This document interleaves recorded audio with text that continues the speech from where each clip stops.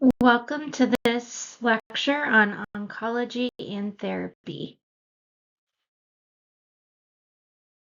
These are the radiopharmaceuticals that are involved in oncologic imaging with nuclear medicine.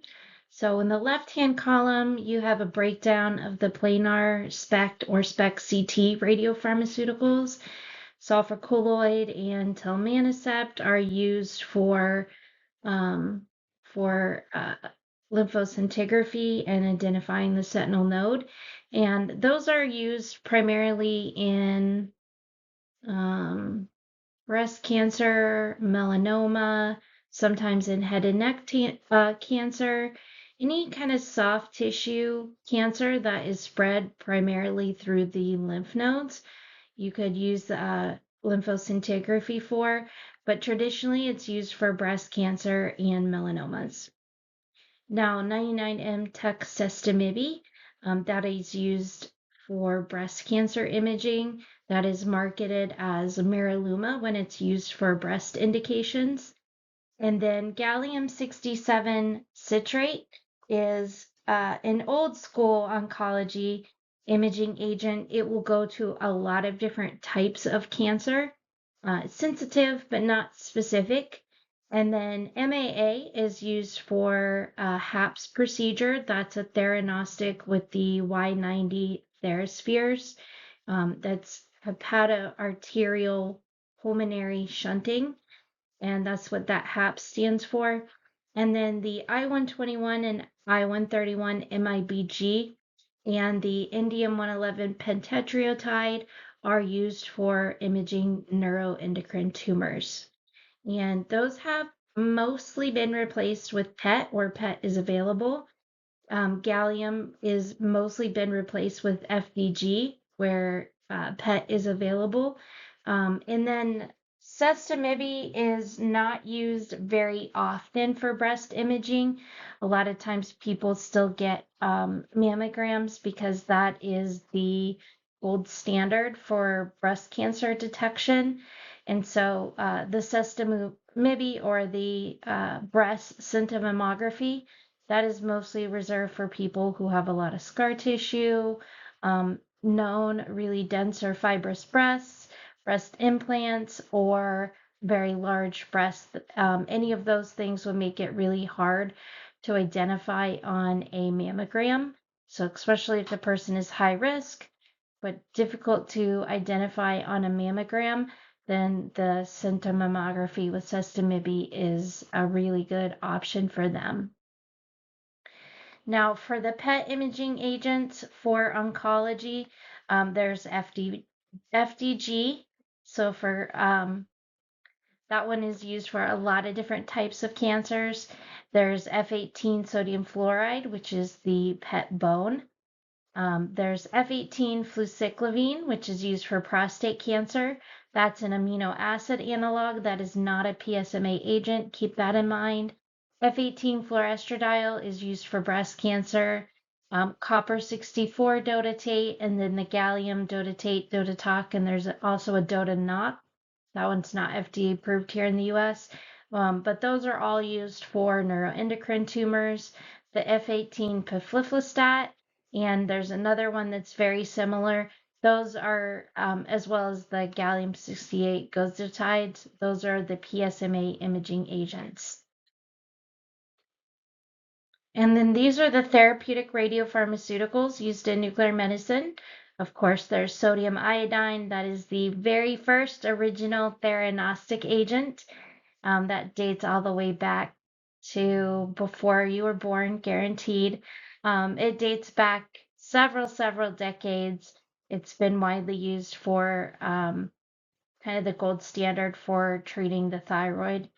And then you have the lutetium-177 dotatate, which is also called Lutathera.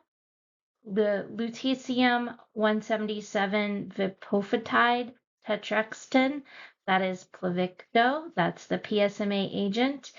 You have radium-223, radium dichloride, that's Xofigo.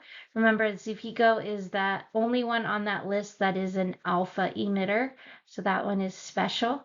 And then strontium-89 has been used for a very long time for bone metastases.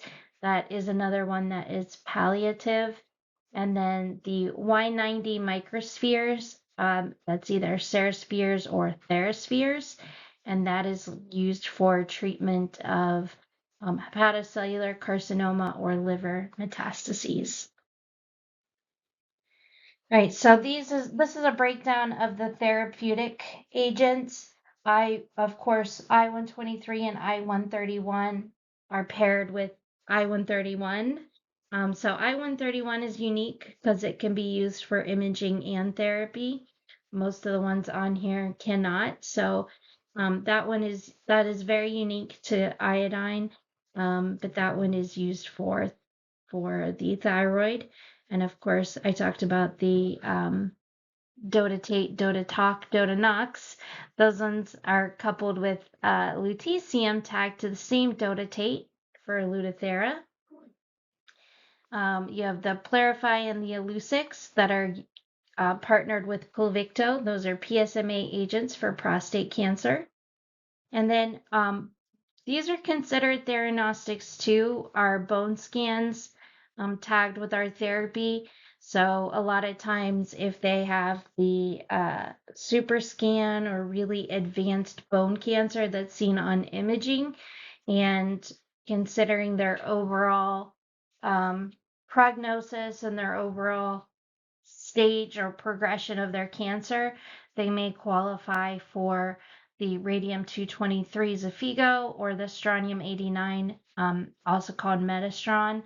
Those are both palliative, and they're really just meant to control pain and make the person's life a little bit easier in their final days.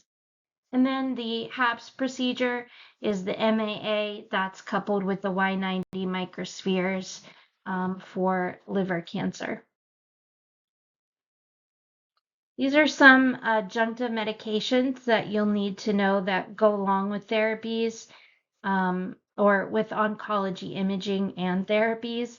So, of course, insulin, we talk about that when we're talking about the FDG studies, and the insulin may affect uptake on some of our studies.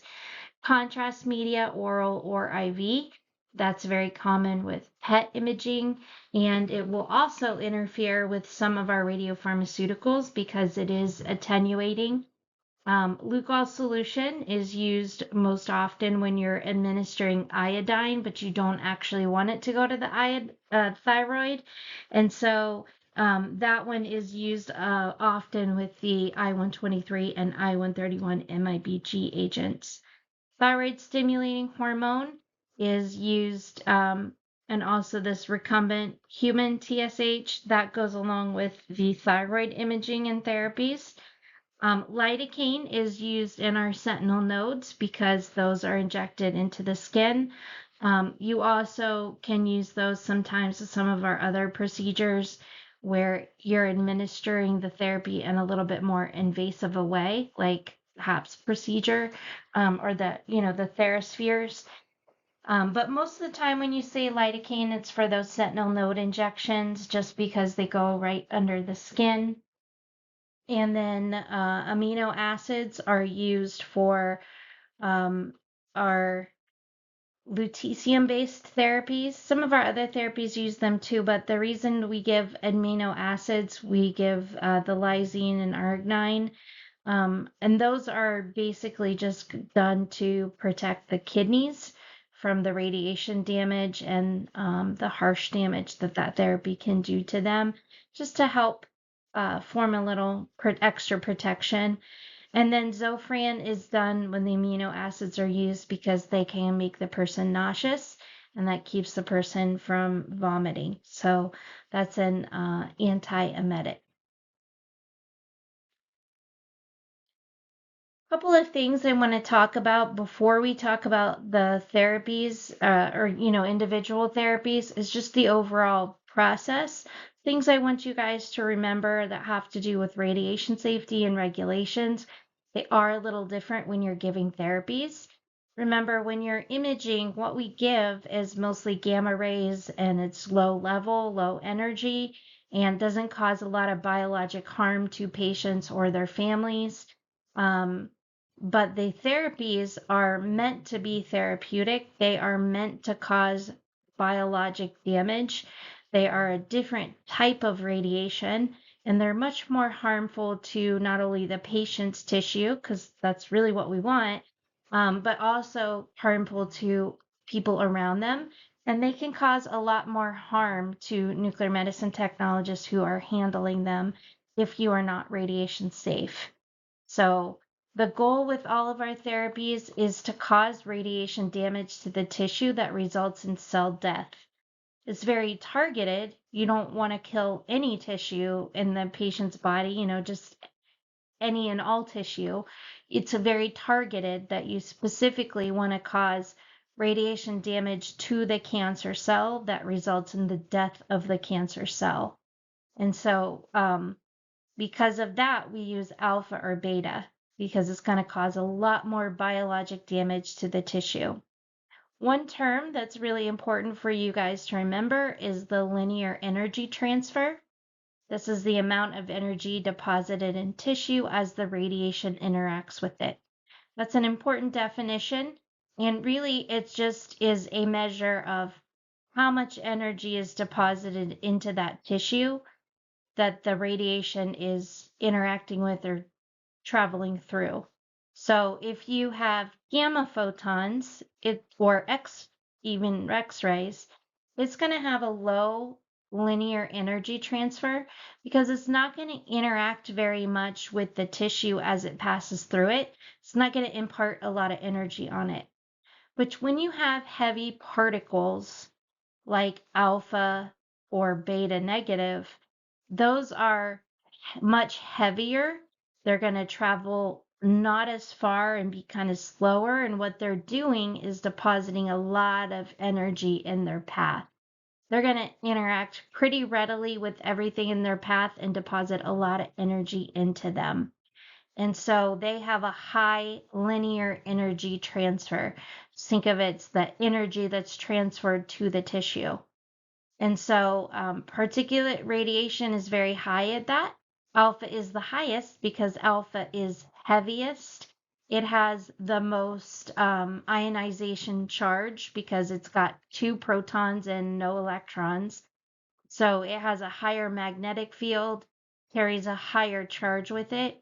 It has an immense amount of energy, and it's going to deposit all of that into the tissues it interacts with. So it has the highest linear energy transfer and will do the most biologic harm. Some things that have high linear energy transfer are going to cause more damage to the tissues. So this is how the radionuclide therapy works. I have a couple diagrams to show you. In this one, you're seeing let me get my laser pointer. You're seeing the radiation interact, and it will interact in one of 2 ways.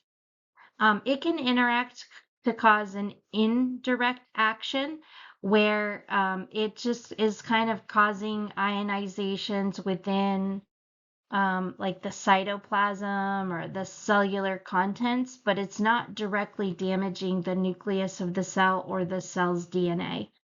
So this would be like the radiation interacts with the water within the cell and separates the water into its separate oxygen and hydrogen components. These become free radicals, and it will cause different chemical reactions to occur within the cell, and that can cause a lot of cell damage, inflammation, and disruption to the cell. It can also cause damage to the DNA because those free radicals can eventually cause damage to the DNA. And so that can kill the cell eventually, but it's a very indirect method. And a lot of times you'll have more swelling and other chemical changes, disruption to the cell, problems with normal cellular function because of those free radicals. And you may not have as much DNA damage. The direct action is much cleaner.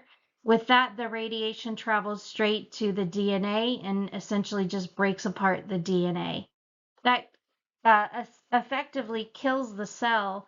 It also keeps it from mitosis or anything else, right? It keeps it from replicating. And so that is the most severe amount of damage, and it will kill the cell very effectively. And you have these different kinds of DNA breaks. You can have a single strand break or a double strand. Because it's this double helix, a single strand means only one side of that was broken, and in that way it may come back together and heal or mutate. This is where you have things that, radiation damage that happens not necessarily in that generation, but maybe in the next one. Like it doesn't show up in you, but it shows up in your children. Or, it will cause a mutation that doesn't show up until years later, or late term effects. A double strand break is more likely to cause cell death because it completely ionizes or breaks apart that double helix in the DNA, and does severe DNA damage. This is a little bit closer look of how that happens. With the indirect, you have ionization to the water within the cell that causes free radicals. The oxygen makes its way, you have these other chemical reactions now that are happening from these free radicals, these ions that are within the cell. But this can form, one of the things that it does is cause superoxide or peroxide, and that essentially breaks apart that DNA and causes damage. It can cause a single strand break, which eventually may lead to DNA repair. That repair failure will lead to cell death if it's not able to repair. And then if it's a double strand break, it's unrepairable. It's essentially broke that DNA in half. And that's, or, into two parts. That's not repairable, and that will immediately lead to cell death. The direct route, like I said, it's much more simple. High energy particles break apart this DNA and immediately cause that double strand break, and then the cell will die. High energy particles can also cause single strand breaks. So you do have some where the DNA may mutate and repair itself. But you also have some where that's not successful and eventually will turn that switch on to have apoptosis, and the cell will die from that.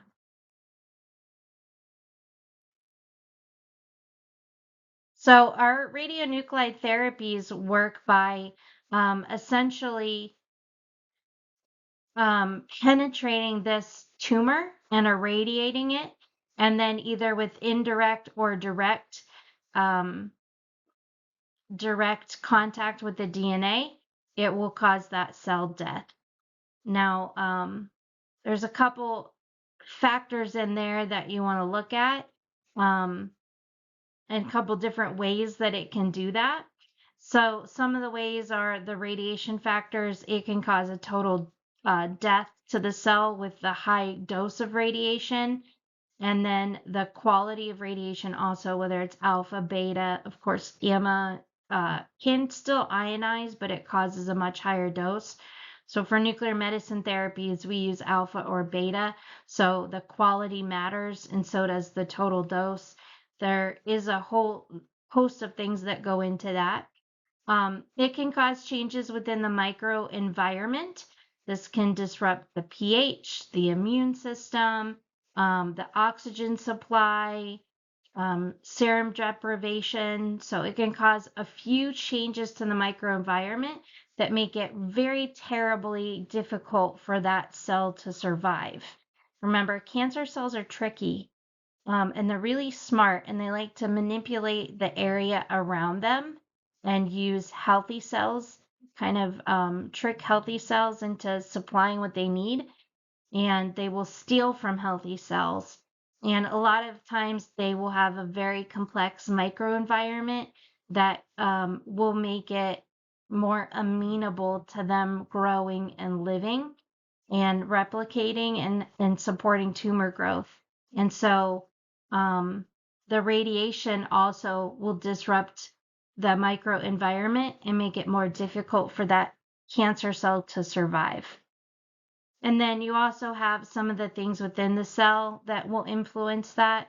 The type of cell, how radio resistant it is, how mature it is. If it's a well differentiated cell like a brain cell, then it is a little bit harder to ionize and to kill than a cell that's kind of generic, like a stem cell that would be more radio sensitive.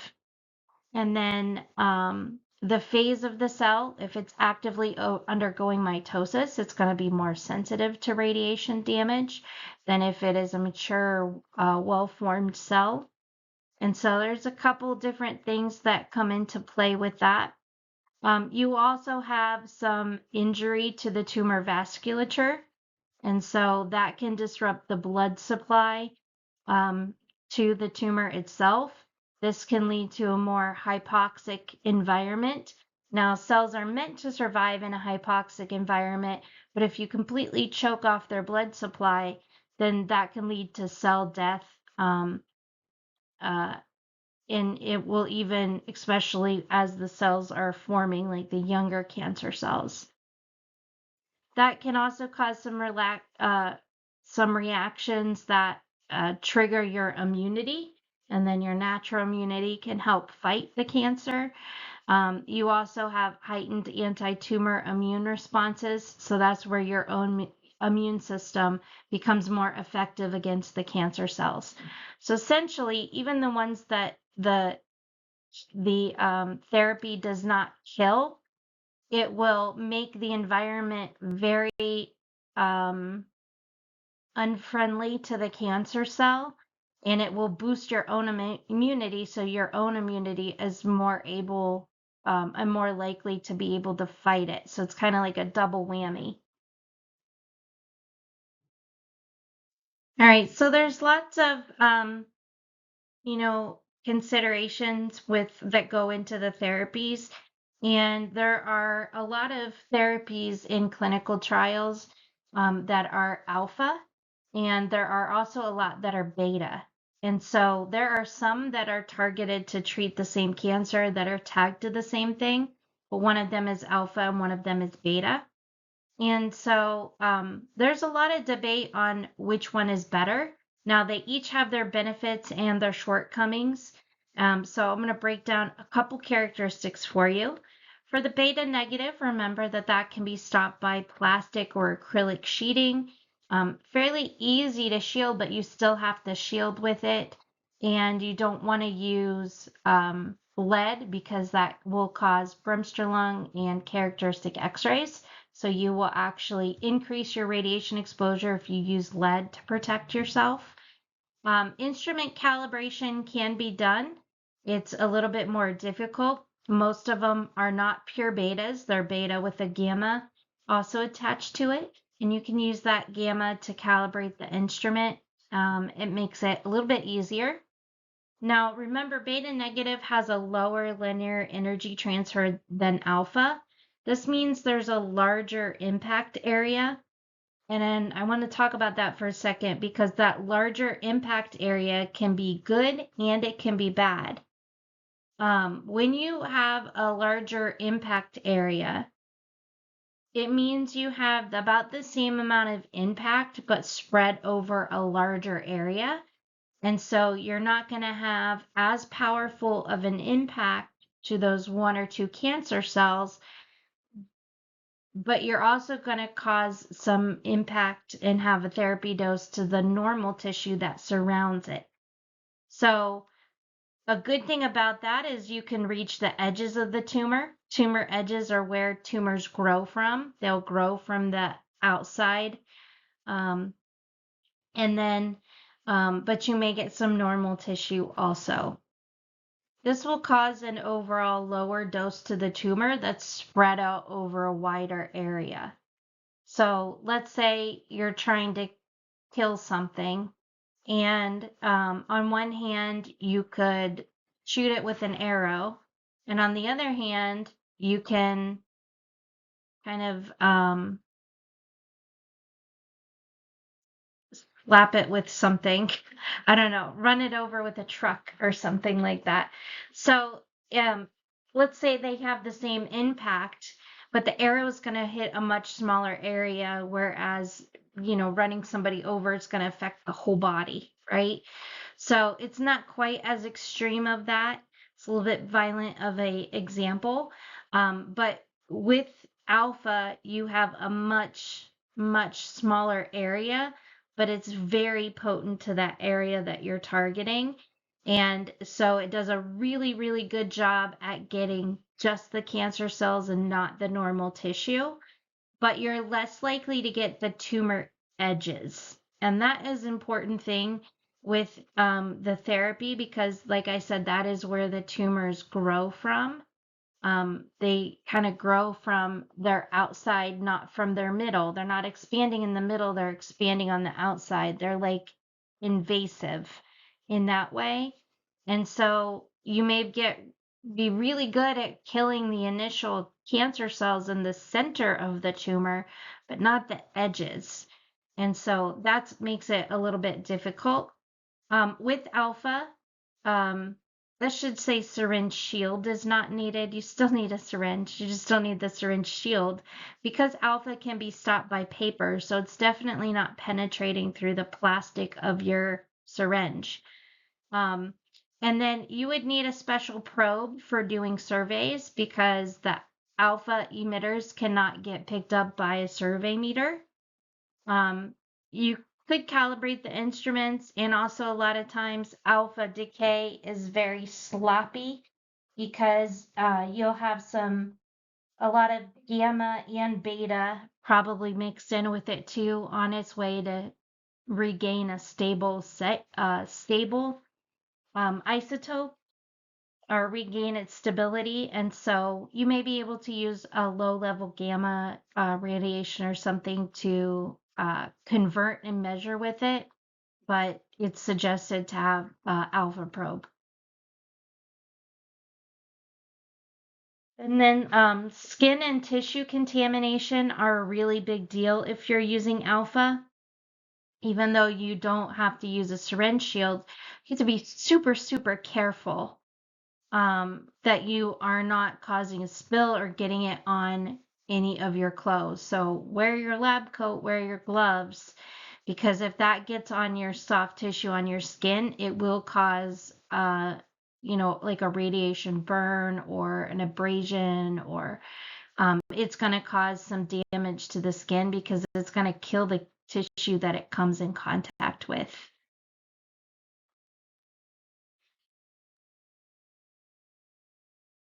So the only alpha that we have is Xofigo with that radium-223, and that's for bone mets from castrate-resistant prostate cancer. But there are a couple emerging alpha agents, and there's some supply chain issues and just cutting through the red tape of FDA approval. Then once it's FDA approved, you got to figure out how to manufacture it, supply it, get it approved. Even though it's FDA approved, it's still not in the CMS guidelines. So there's no reimbursement for it. You got to get insurance companies on board. It's a whole ordeal that takes a long, ridiculous amount of time. And so there's a couple of them in the works. It's also not necessarily just easier to get a radiopharmaceutical that's an alpha therapy approved than it is like a new kind of Tylenol. So it takes a lot of time to develop it. Even once then it's FDA approved, there's a lot you have to do to actually bring it to market and get it to patients. And so a couple promising ones are actinium and astatine. So actinium-225 can be tagged to other things. There's clinical trials for neuroendocrine tumors, prostate, leukemia, breast cancer, and even gliomas. With astatine-211, This is done in clinical trials for prostate, gliomas, multiple myelomas, and leukemia.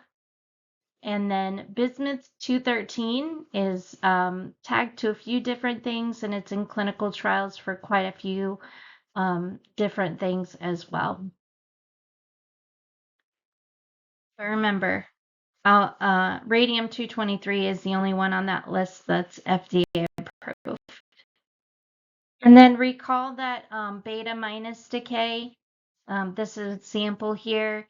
You have a neutron-rich nucleus where one of these neutrons turns into a proton, and basically one of these neutrons, it's neutral, so it holds a positive and a negative charge, but in a neutral state, and it essentially ionizes itself and turns into a proton, and then it has to release that negative charge out of the nucleus.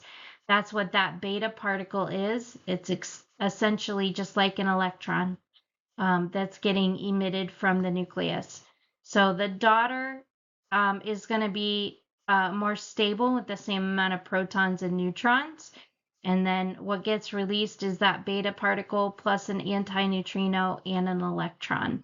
Now, notice that the overall atomic mass stays the same. You have 14 and 14. It's just that the configuration changed. Because you gained a proton, you became the element to the right on the periodic table, and it now has the chemical properties of nitrogen instead of carbon. So most of our therapies are going to be beta. Remember, Zopika is the only one that's not. And I wanted to include this comparison to show you guys what I'm talking about with the tumor edges and the being able to ionize and stuff. I guess I could have showed you this instead of using the example of like running somebody over. So these are the alpha rays where they have a high linear energy transfer. So this arrow is their movement through tissue. These little red things here are the amount of energy and radiation that they're imparting on the cell. So doing a lot of damage in a very short space. So short range, high energy transfer. And that will penetrate the nucleus of the cells, cause a lot of cell damage. It will also ionize like cell walls, and then all the cytoplasmic contents will leak out. It will ionize the water within the cell, so the cytoplasm will swell. That can also cause those cells to burst, all their contents spill out into the extracellular space, and the cell will die that way. So this is excellent in the effects of cancer, very small damage to surrounding tissue. So it's very, very powerful at killing. And right here, it's showing you it's killing like the center of the cell, but not really anything around it. Beta, on the other hand, has the ability to travel much further, and it will depart energy within its path. This is a moderate treatment or effect on cancer, and it does affect the surrounding tissue. Patients can have more symptoms because it can affect their healthier tissue, swelling, things like that, other damage to the tissues. But it will more likely to get the outside of the tumor and actually prevent it from spreading as far. And this is kind of an even better example of that with the actual range that it is. So the circle here with the green out or the gray outline, that's showing you the reach of yttrium 90, and then the other one is showing you the reach of bismuth. So where the beta radiation has a range of about 11 millimeters, so that's diameter of the circle about 11 millimeters, where it can reach out and penetrate even into the soft tissue around it. Whereas the bismuth has a range of 80 micrometers, much, much smaller range, much more focused, but it didn't cover even the whole tumor, let alone the tissue cells around it. I also like this image here of the double helix. This is showing you how that alpha particle is more likely to cause a double strand break because it's imparting a lot of energy. This is imparting about 50 to 230 keV per micrometer of tissue, whereas this one is zero point 0.2 keV per micrometer, and you see that is less likely to cause a double strand break, and it is even possible for it to kind of pass through without necessarily interacting it. There are also a couple radiation safety issues that I want you to keep in mind. Remember that patients are radioactive sources, and this poses a danger to the public, also to you after they're injected. But any other patients in the area, I used to work with a cancer center that had valet parking only. And this was great because it was a hospital that was really just dedicated to cancer patients. They're world-renowned, great place. And they made it so you only had the option to valet park. And that was great for all the cancer patients. The problem with that, though, is the patients who got like any kind of radionuclide therapy and then were released as outpatients, they were waiting in this closed space for a long time for their car to come. Not very radiation safe for the public. So that's something that needs to be considered always, especially, if your patients are taking public transportation home or they're riding with a family member, how close they're going to be to everyone, family and strangers. You always have to follow ALARA principles. You should do it anyway, but it's extremely important when you're talking about therapies because anytime you're not safe, you're exposing yourself and other people to therapeutic doses that is causing biologic harm.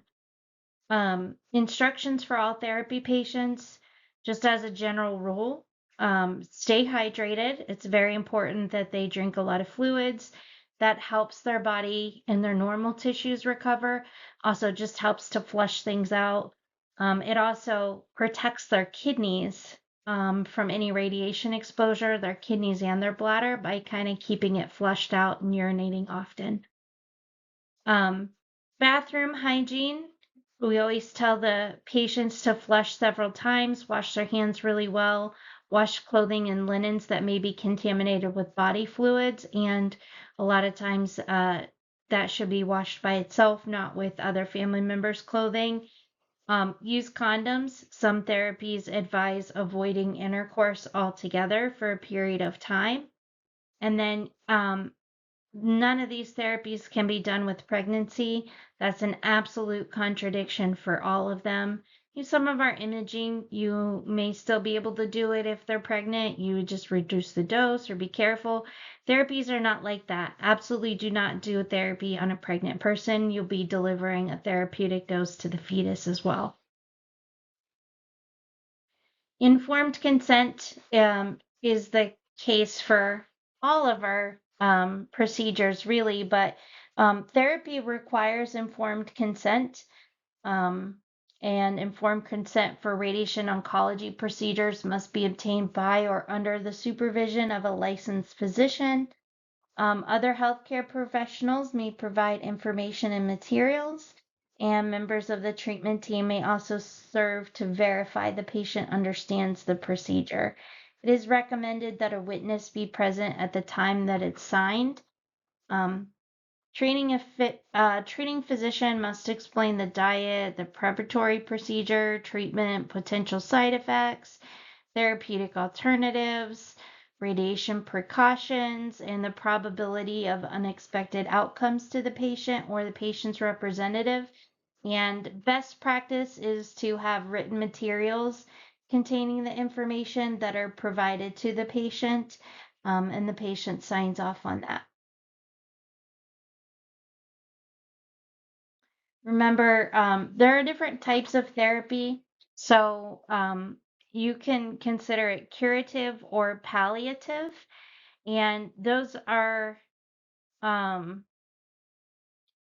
really completely cut and dry because you can't have therapies that are both. And it really depends on the patient's stage of their cancer that they're getting it and things like that. For example, you may have a therapy that is curative, but if it's given too late, it has a palliative effect to make them more comfortable, but it's not going to do anything to cure their cancer. So that's something to keep in mind as we learn about the different therapies or as we discuss them, because some of them may have both properties, but they may only be used for a palliative purpose just because it's only given too late in the game for it to actually have a curative effect or cure them of their cancer. With outpatient therapies, it is important to assess the patient, make sure that they are mentally alert and physically able to care for themselves and follow your directions.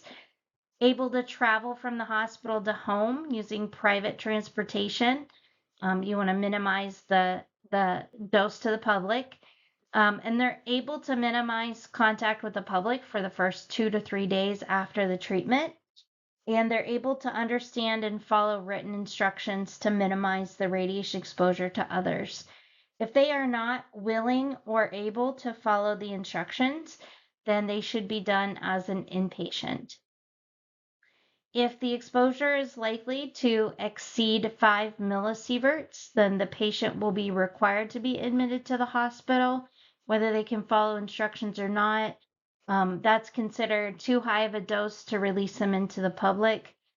And you can read more about the requirements for inpatient versus outpatient in the bolus review book. That's the green SNMI one. That one has really good breakdown of the guidelines. And this question is typically been this equation on this slide is typically what's been used to determine when the patients can be released.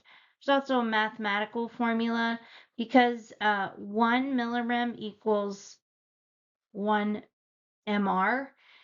You can use survey meters to measure their exposure in MR per hour and convert that to millirems to determine what the exposure is going to be to the public who are around them. So survey meters, a lot of times, like a GM survey meter, will be too sensitive and it will have dead time.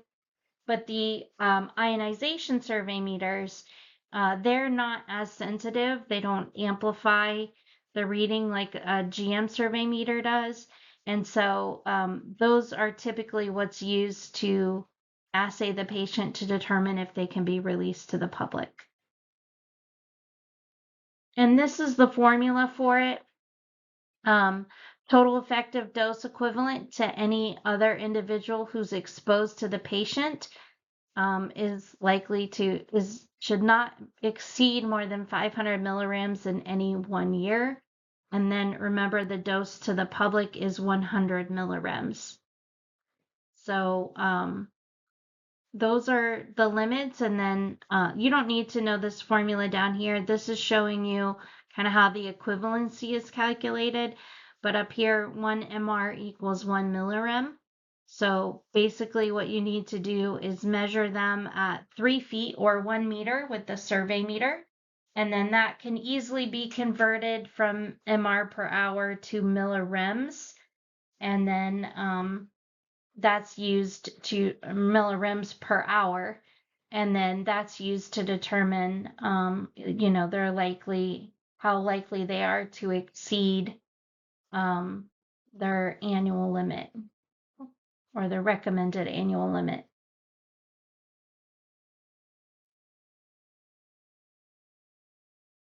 This is a cheat sheet for patient release. The total effective dose equivalent to any other individual who's exposed is, like I said, 500 millirems per year. And then licensees may release patients whom radionuclides have been administered and greater than the activities listed in column 1. So column 1 is telling you the millicuries they were given. and then it's giving it to you in megabecquerels. So of course, there's a lot of things on here that are maybe just imaging like PEC or I-123. But if you look at I-131, 30 millicuries is the limit. And column 2 shows you the dose rate at 1 meter for which below they can be released. So they need to have less than 33 millicuries on board. If you gave them 200, you kind of have to wait till that effective half-life decays it down to 33.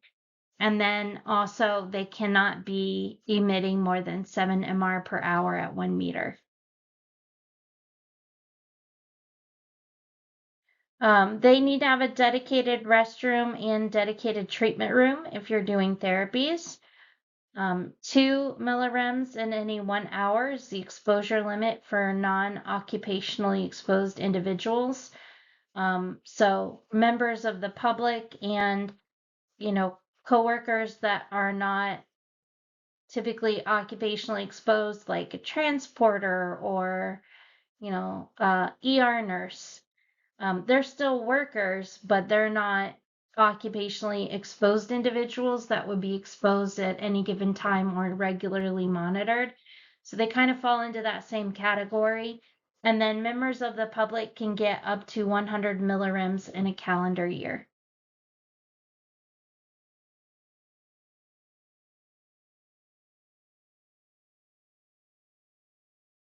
Where patient can be released, the patient should be surveyed to ensure that dose to the public will be minimal.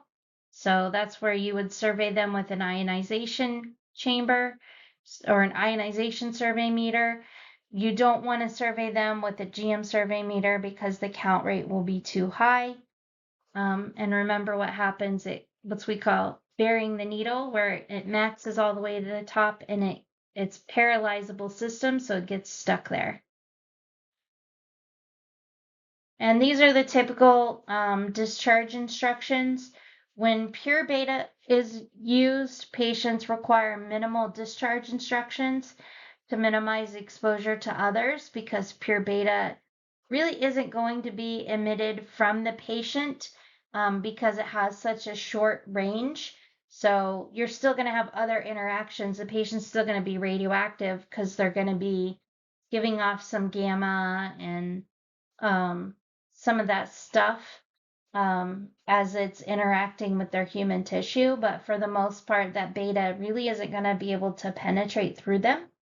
Contamination from body fluid is the main issue with beta therapies. With the gamma in the toilet is an issue, but beta won't go through the porcelain, so you got to worry about the toilet bowl and any body fluids that are around it. And remember, for up to 12 months after treatment, patients should use effective contraceptive methods. You don't want patients to get pregnant during a course of a treatment or even like after a treatment, they say for about a year. And it's typical to do this for about 7 to 10 days. A lot of that will depend on the half-life of the beta, but most of the instructions say about 7 to 10 days. Now remember that therapies require a written directive. If it's more than 30 microcuries of I-131, then there should be a written directive. Any therapeutic dosage of I-131,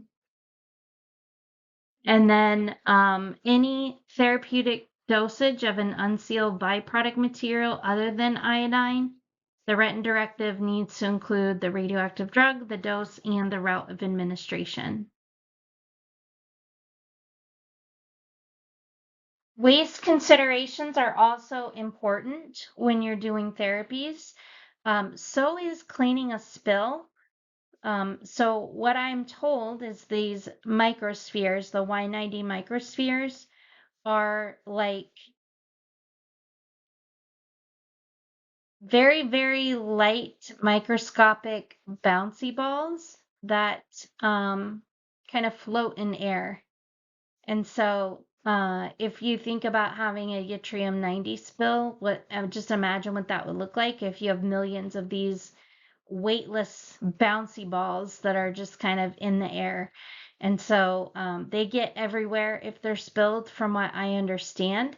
And so the best way to actually clean that, they say, is with like um, oh, what do you call it? I want to say